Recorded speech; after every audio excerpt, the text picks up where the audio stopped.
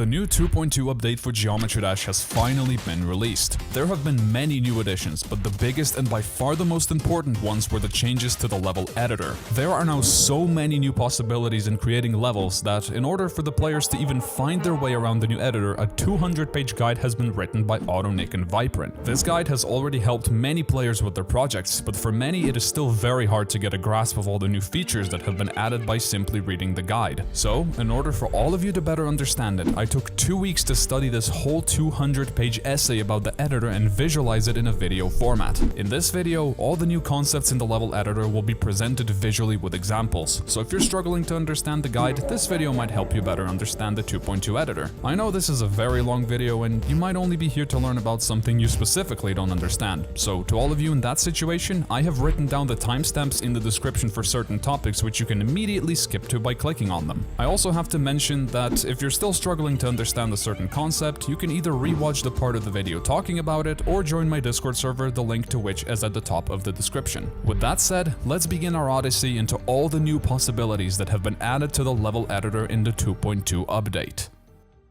Okay, to make things simpler for both myself and some of you, I will only be covering the newly added stuff and not the entire level editor from scratch. This video is based on the fact that you are already familiar with the level editor from the previous version 2.1. Also, I'm just a guy with a limited brain, so if I don't know how something in the editor works, I will mention that. Anyway, it's time to begin. The very first thing added that we get acquainted with in the editor is the middle ground, which is the layer between the ground and the background. We can set it by clicking the MG option. We can choose between these 3 different middle grounds for our level. There is a broad variety of new decorating blocks that got added. This includes a lot of new air decoration, collectibles, new block design, and pre-made pixel art. You can explore this tab yourself to find the perfect new blocks to decorate your levels with. Here, we will mostly focus on how you can modify them.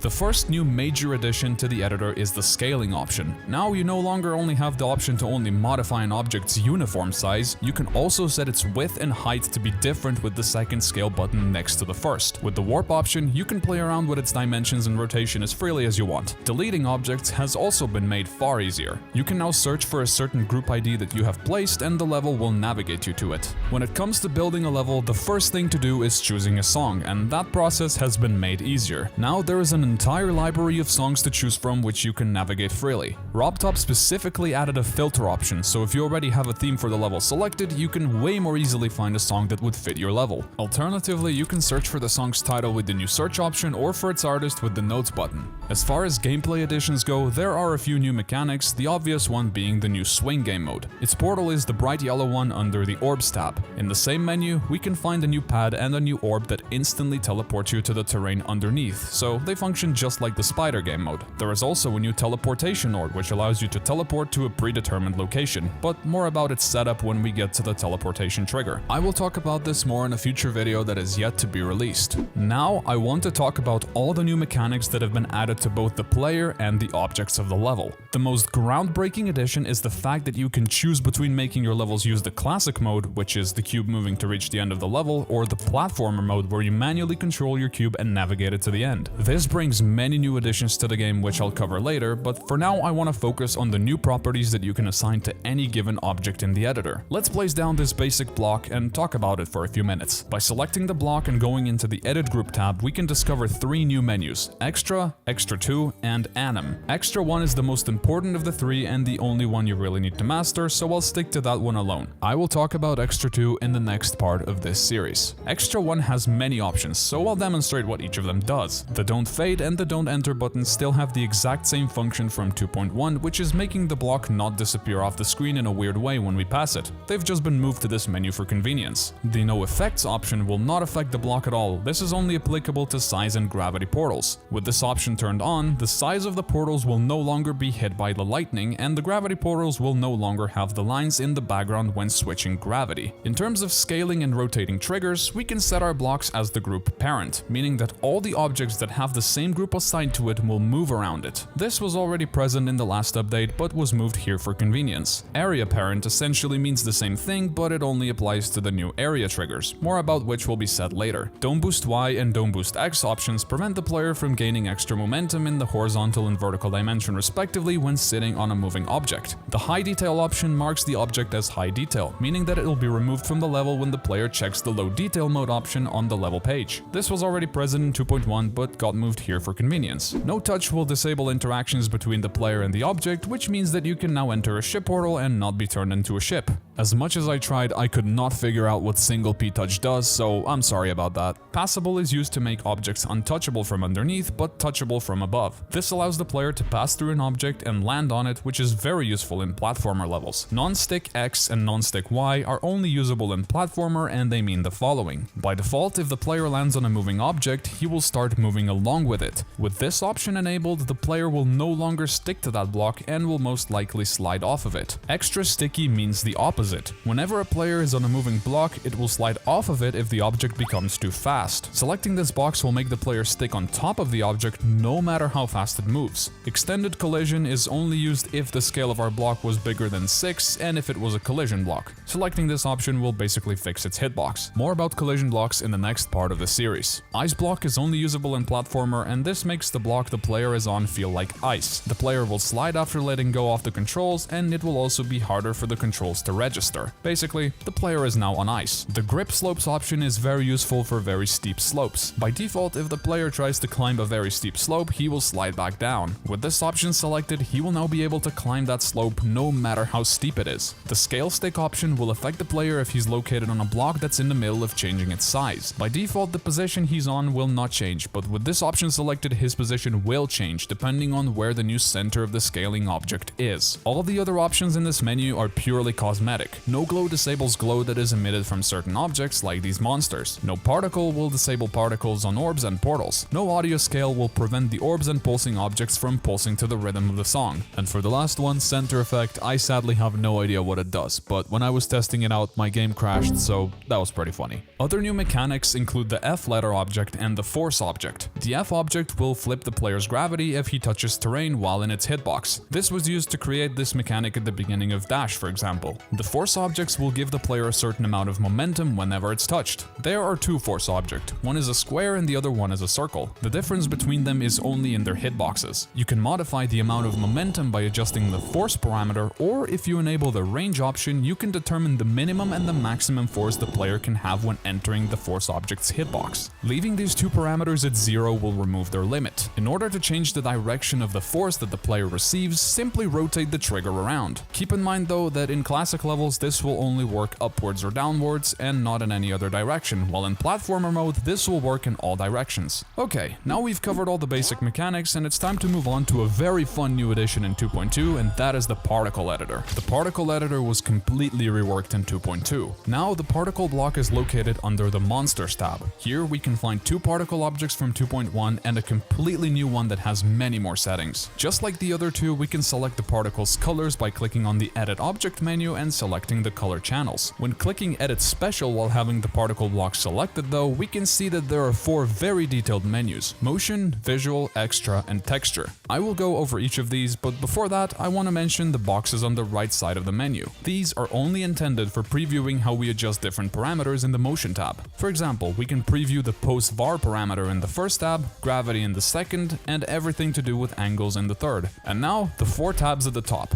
In case any of this is unclear, feel free to rewatch this part or check out the videos regarding particles that I've linked in the description. These menus here let us preview what particles will look like. The colored box means the color of the background that the particles are shown on, and I could set this to, for example, yellow, but this doesn't look too appealing, so I'll leave it at black. Now, onto the parameters. Max particles means the amount of particles that can be present at once. Higher number means more particles. Duration means the interval of particles spawning and not spawning respectively. So if we set this to 0.5, which is half a second, the particles will spawn for half a second, then not spawn for half a second, and so on. If we set this option to infinite, the particles will keep spawning without pause. The lifetime option represents the duration that the particles will be spawned for before they despawn. Emission changes how quickly the particles spawn over a certain duration that we set earlier. We can either have it set to max, which is the highest possible emission rate, or calc, which takes the value of our emission slider and our duration slider, then makes an even calculation between the two. Now, let's talk about the way particles travel. The angle slider represents the angle in which the particles travel. Setting this to 0 means they will go right, 90 means down, 180 means left, and minus 90 means up.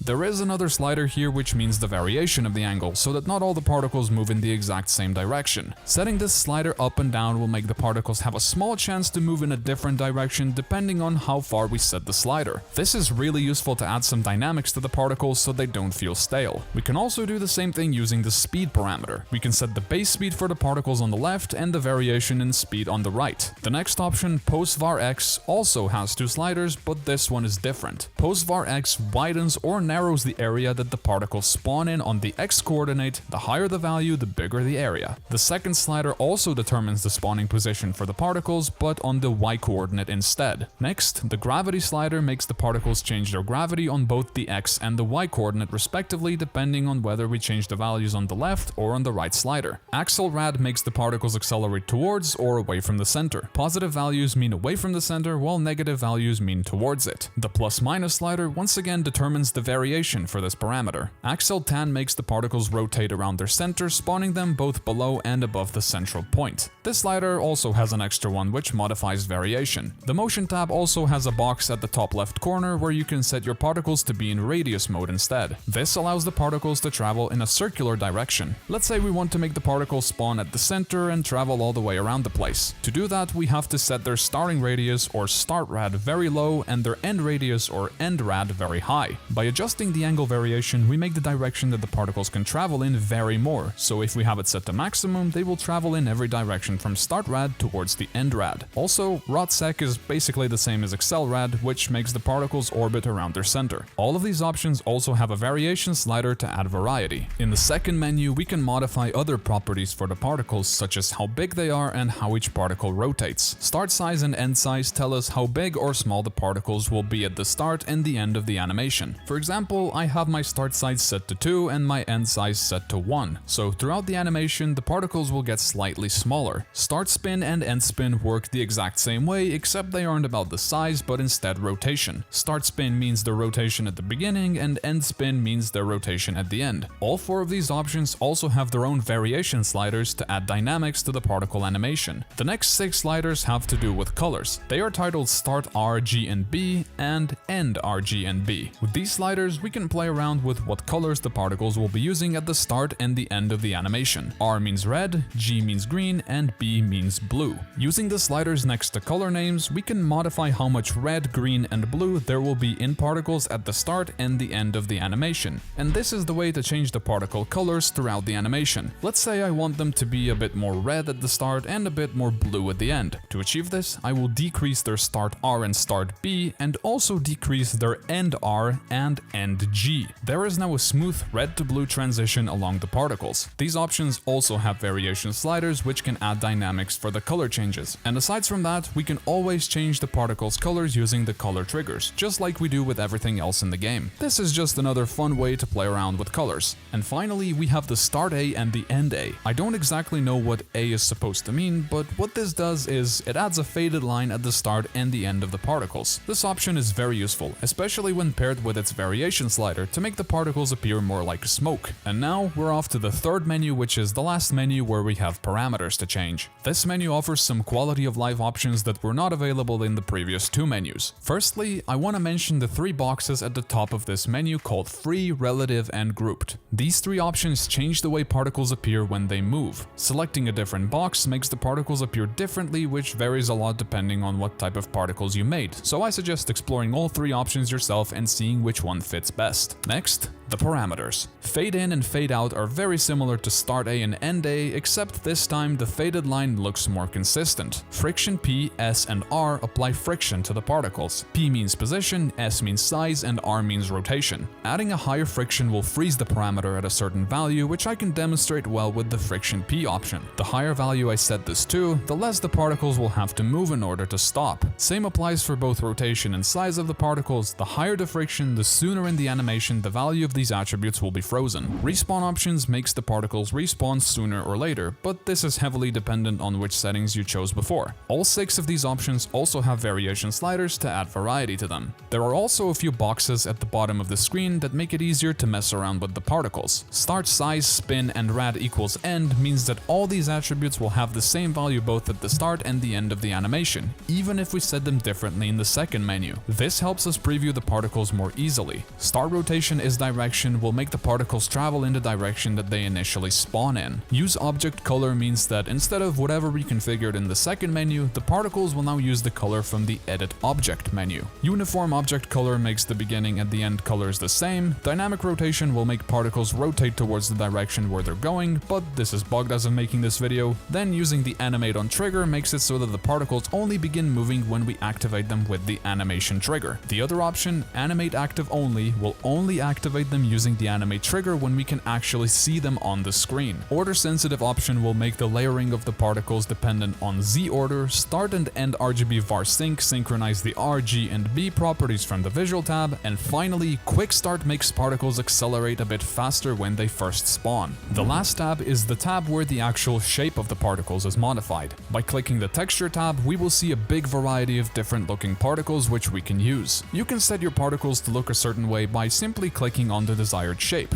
However, there is a catch with this one. If the default color of the particle is not white, for example this extreme demon face, setting color properties will make it look extremely weird. So if you're using a non-white particle, I recommend not switching its color because, well, now we have color bleeding extreme demons flying around our level. But some of you are into this, so your choice. Particles may have been a slight bit confusing, but using all these settings properly can lead to some really cool effects. I hope you're now more familiar with the basic properties of particle modification. The rest is all up to your own creativity. With particles covered, it's time to move on to the very core of this video, the segment with by far the most newly added content, which is also the most complex part of this video. I am talking about the triggers. There are a lot of new triggers in 2.2. In fact, they are exactly what makes the whole update so unique. The newly introduced platformer game mode adds so much new variety to triggers that this should be a whole separate video on its own, but for the sake of consistency, I'll still describe what every trigger in the game does. This might be confusing to understand, but I'll do my best to be as visual and clear as possible. Once again, I will only describe the new 2.2 additions and changes, so not everything will be covered from scratch. Firstly, the move trigger got changed a little bit. It features direction mode, which is how this trigger used to function until now, and the new target mode, which is a new way to move objects. With target mode, you can instruct the move trigger to move the object labeled with target group ID to move towards target pause group ID.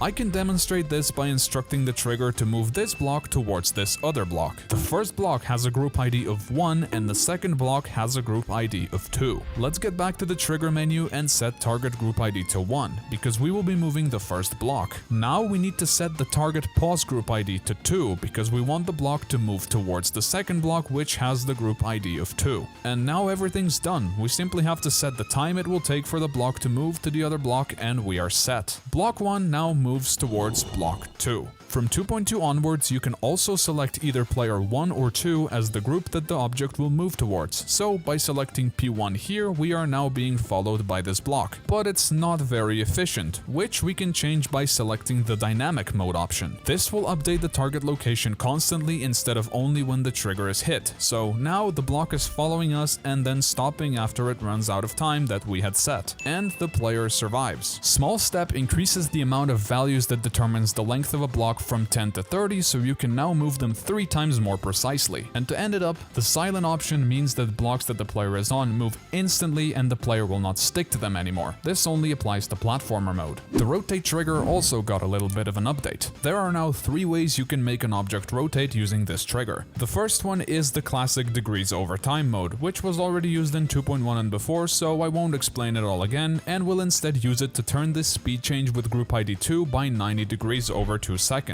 We are going to be needing this later. Now I will introduce the other 2 modes which take other objects as reference for rotation, and they are called aim mode and follow mode. I will place down this monster and give it a group ID of 1. I am also going to call him John because it's easier than saying monster. So now that we have John set up, I will place down another trigger and use the aim mode option. With this mode, John will now be looking at the speed change, or at least he is supposed to. The goal here is this. Aim mode makes the object that uses is target group ID with its center set by the center group ID to look towards the object using the rot target ID. Remember how I set group 2 to the speed change? Well, now I will need to set the rot target ID option here to 2. Target group ID is the object that is being rotated, which is of course John. So I will set this option to 1, which is the group that John is using. If I want to demonstrate this better, I will make John move a few blocks upwards to show that he will indeed be facing the speed change. But if I try to test this now, John kind of behaves weirdly and doesn't actually face towards the speed change. That is because of 2 reasons. One is the fact that we are not using dynamic mode. John's position will only be updated when we hit the trigger and not the entire time, so we absolutely have to set this to dynamic mode.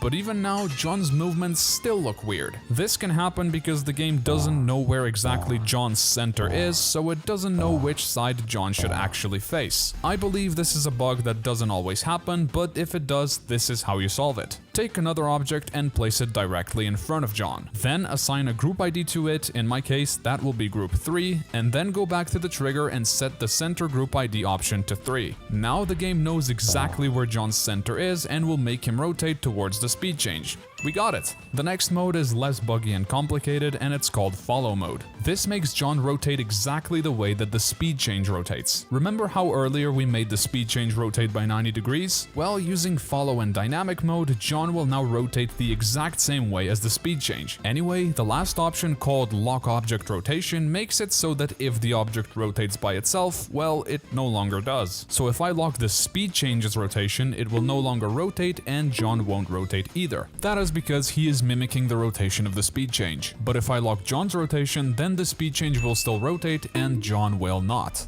Alright, hopefully we got this covered, and let's move on to the next trigger. The first new trigger introduced is the scale trigger, which now allows objects to change their size. The way it works is that it needs to be assigned the target group ID, which is the group that will get scaled, and the center group ID, which is the reference point for it. You can set the duration of the process if you want quick or slow scaling. You can scale objects width and height separately with scale X and scale Y, and also there's the divider, which divides the object's current scale with the number given. This is useful if you want to, for example, make a block 3 times smaller than it currently is, but don't feel like calculating the new dimensions, which is more time consuming than you think. Only move basically means that the objects would move as if their size was changed, but the size change actually doesn't happen because we prevent it. Relative rotation will fix any of your problems if you try to rotate a scaled object, and finally, relative scale compares the scaled object with another object to use as its reference point, which simplifies the process in some cases. This trigger is a very good addition to the game, and I'm glad we finally have an efficient way to resize objects. Follow trigger has always been a thing, but now it has a new addition called X and Y mod, which essentially means that whatever factor you put in here will be the multiplier of the target group ID's motion. There is also a whole new separate trigger called follow player Y, which is basically the same thing as the original follow trigger, but only for one dimension. I assume creators modify objects following the player on the Y-axis more than on the X-axis, so this makes the process simpler. And then comes one of the most complex triggers added in the entire update, which is the advanced follow trigger. I suggest you take your time with this one, rewatch any unclear instructions, and use your own example along with the video to really understand all the possibilities this trigger offers. So,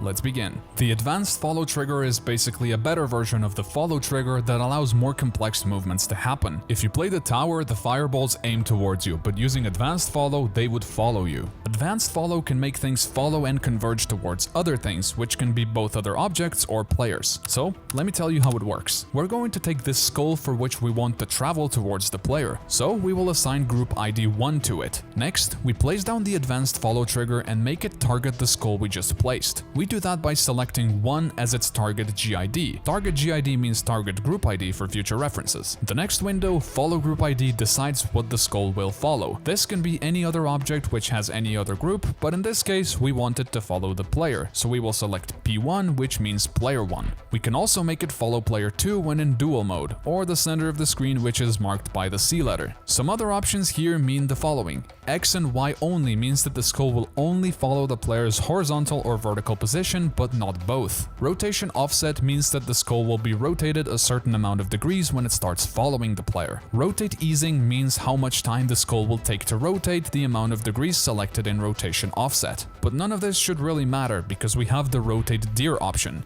Dir meaning direction, which makes the skull look at its target like it is shown here. So I suggest always enabling rotate dir so that the items that follow you are constantly facing towards you. Now let's talk about the second page. Here we can find all the parameters that affect how exactly the object will follow its target. From what I understood, there are 3 different ways to configure these settings in 3 different menus, so let's get over each one of them. The first menu has 4 options: delay, max speed, max range, and easing. Delay means the time it takes for the object to start following its target when you hit the trigger. Max speed means how fast the object moves while following its target. It can either be slow or infinitely fast. 1 means the player speed, 2 means double the player speed, etc. Max range means the distance that the skull has to be from the player to start following it. Setting this to 30 means that you have to be 1 block away from the skull so it starts following you. If you're further away than 1 block in this case, the skull will not follow you. Setting this to 0 means that the skull will always follow you no matter how far away you are when you hit the trigger. And then the last option, easing, means the time that it will take the skull to fully start or fully stop. So whenever it accelerates or deaccelerates, this will be the time required to reach its full speed or 0 speed. All of these options also have a variation slider next to them, but I already described what that does, so I will not repeat myself again. The second menu has a little bit more options, and this one is the one I would personally use because you can control a lot more parameters with it, and you can also configure them depending on how close the following object is to the target. We can ignore delay, max speed, and max range because we already described them, and we can move on to start speed. This means how fast the skull will move when it starts following the target, which is, in this case, us. When the animation begins, start speed begins changing to match max speed. So if our max speed is set to 2 and start speed is set to 1, the skull will accelerate from speed 1 to speed 2. Now the question is,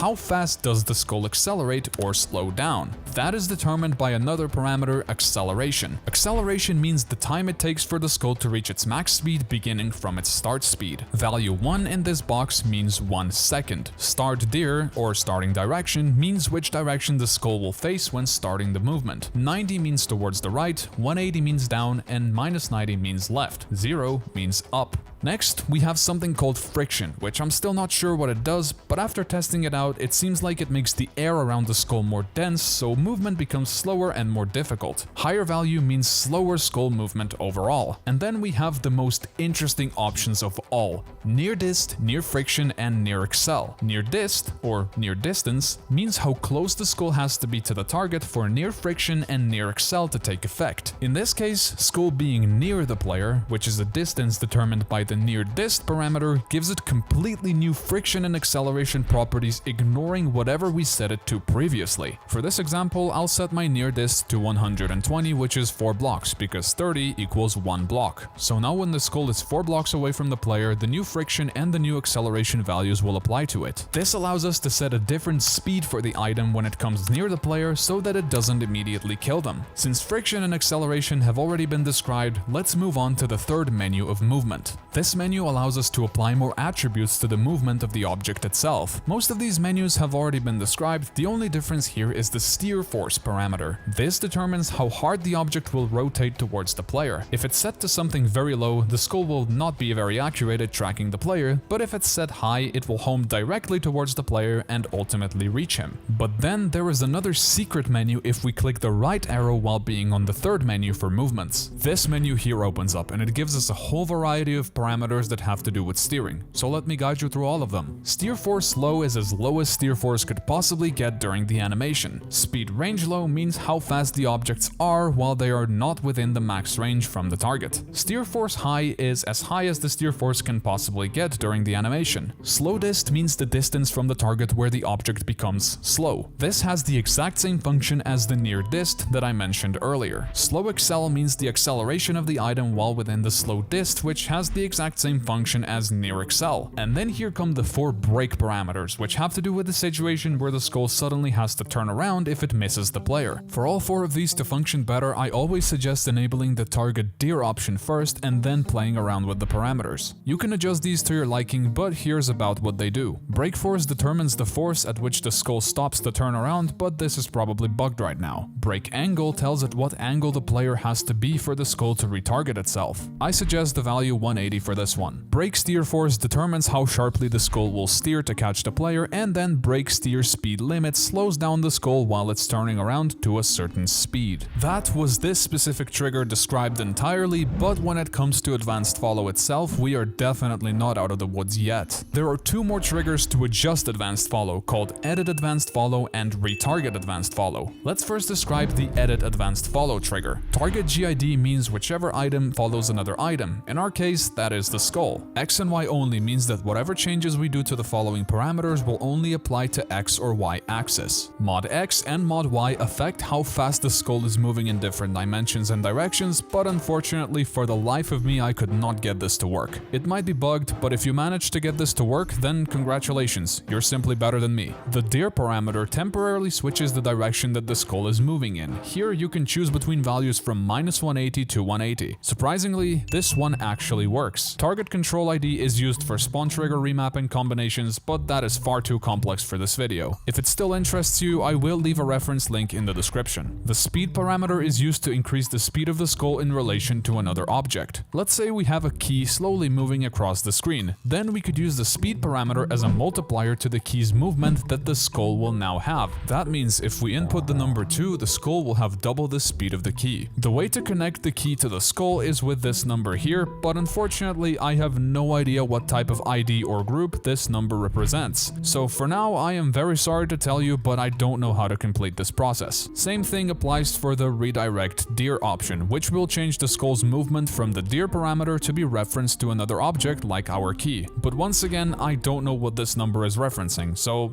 I'm sorry, I cannot help you there. And then lastly, we have the retarget advanced follow trigger. This lets you choose a different target for the skull. Let's say this extreme demon face. It will now follow the extreme demon instead of the player with the exact same settings as we input in the original advanced follow trigger. And this is advanced follow covered pretty much entirely. It took me a while to figure it out completely, so let's move to the next difficult section of the 2.2 editor, which is keyframes. The keyframe trigger is, as well as the advanced follow, one of the biggest complexities in the editor, but it's nothing we couldn't learn how to use, so let's begin. Keyframes are essentially what allows you to make animation in Geometry Dash. That is, for example, how the chomping skull was made in Press Start from GD Meltdown. And now, I'll tell you how it all works. We must first place down the keyframe trigger, which is this small square thing. After this, we must place down the object that we will animate, and in this case, let's place down this key. The third thing we must do before starting this animation is placing down this arrow-looking trigger directly on top of the key. Now that we've done the first step, we must assign all the groups properly so the game knows what to do animation with. We must first click on the arrow-looking trigger and assign a group ID to it. We do that by clicking the Edit Group button. In this case, let's set it to 1.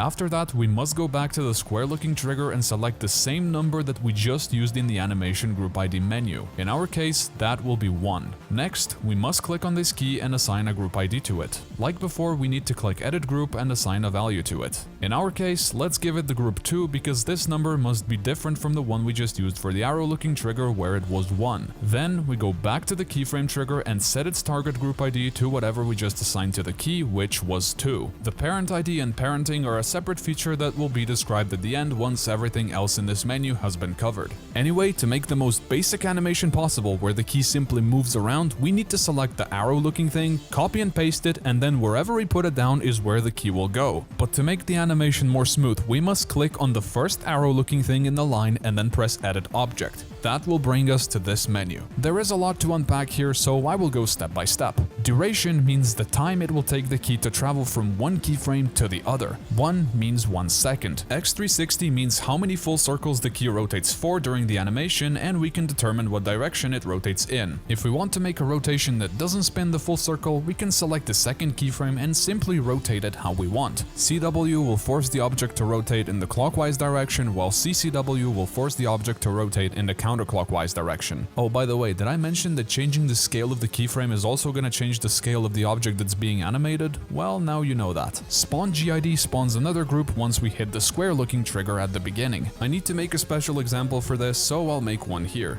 I'm gonna place down this vial and make it so that it only moves up when the key reaches the end of the animation. The process for this is as follows. We have to assign a group ID for this vial, let's say 10. Next, we're gonna put down a move trigger, which will then be activated when the keyframe keyframe is hit. We also have to give this trigger a group ID, and that is in our case going to be 11. One extra thing we must do is setting the spawn trigger option on within the trigger. And the last thing we have to do is click on the second keyframe and set the SpawnGID parameter to 11, which is the group of the trigger. Now the example is finished and the vial will move upwards whenever the key reaches the second keyframe. We can play around with this by setting a spawn delay, which means how long after the keyframe is hit the vial will move upwards. In this parameter, the value of 1 means 1 second. And lastly, there's an option called Prox, and what it does is when you enable it, the vial will move up when the key is close to reaching the keyframe rather than when it actually reaches the keyframe. I can demonstrate this by putting this potion next to the vial. The potion will have Prox enabled while the vial will not have it enabled. As you see, the potion moves up faster than the vial when the key reaches its destination. And now that we covered SpawnGID, we can go back to the animation and choose our easing. There are a lot of variations, so choose whichever one you like. I personally use ease in out. The next section for keyframing is interesting because it allows us to make smooth animation using more than 2 keyframes. To begin, we will take the second keyframe and paste it somewhere else to make a third keyframe. This allows the key to first move from keyframe number 1 to keyframe number 2 and then from keyframe number 2 to keyframe number 3. You may have noticed these 3 options at the right of the keyframe menu. These options narrate in what way the movement will be distributed between the keyframes. To showcase this, I will once again make a separate example using 8 keyframes instead of 3. In the first keyframe, I will set the duration parameter to 1 second to show what this means with each of the 3 options. All the keyframes present should also be using the ref only option, which I will talk about after this. Okay, when we use time, the game looks at the duration parameter and applies it between one keyframe and the next, meaning that when we use this option, there will now be a 1 second interval between each of the 8 keyframes and the whole animation will last 8 seconds. When we use even, that means that the duration we put into the first keyframe will apply from the beginning to the end of the animation, meaning that the whole thing will happen in 1 second. Lastly, using Dist is basically the same as even, except it distributes the 1 second duration between all 8 keyframes based on how far they are from each other. This might not be visible with 8 keyframes, but if I use 3 instead, you can already see the difference. Well, since I mentioned ref only earlier, let me describe what it does in our simple animation with the key. The ref only setting is probably the most important setting when it comes to using keyframes. You see, when you select ref only in a keyframe menu, that keyframe will only be used as a target for the key to go to. That is why I will now set both the second and the third keyframe to ref only. There are now only a handful of options left to cover in this menu, so I will first take a second to mention the ones I either don't completely understand or don't have a vital role in the keyframe system. Those options are preview art, update art, and auto layer. So for the last bit of this specific animation, I will show you how to conclude it. An important option in this menu is this box that says curve, and enabling it will transform the path between 2 keyframes into a Bezier curve, which will make the whole animation much more smooth. To finish this menu, I would like to mention 2 more useful things. One is the select all button, which will select all connected keyframes of an animation, and the other one being dupe anim. Dupe anim will make a copy of our animation that we can move around. This is not the same as just copy and pasting the animation, because if we try to do that, the keyframes will still be connected together and we will make a mess. So in order to copy paste an animation, use dupe anim instead. The keyframe trigger, which is the white square trigger from before, also has customizable parameters in terms of motion. You can customize an object in your animation to have a different time, motion on x-axis, motion on y-axis, rotation, scaling on x-axis, and scaling on y-axis. The values assigned are multipliers, which means that if, for example, I put 0.5 in the position x mod parameter, the key will move half of its original distance horizontally. Similarly, if I put 2 as its value, the horizontal distance will be doubled. Everything else in this menu works exactly like the shown example. As I said before, the last thing I'd like to show you when it comes to keyframing is animating a group of objects. Let's say that now instead of 1 key we suddenly have 9 of them, and the game doesn't know where their center is. What we must do to execute this properly is to click on the key in the middle, which is going to be our center, then going into its group ID menu and pressing the little P letter here. Now this key is the parent in group 2, and all the other keys that also have group 2 assigned to it must move relatively to the key in the middle. Now we can create our animation as we would like for it to look, and the keys will move as one. One more important thing to note here is that only one object can be a group parent at a time, so if I assign one of the other keys as the group parent, the key in the middle will lose its parenting status. With all of that being said, I cannot wait to see what type of animations players can make with keyframes in the future. And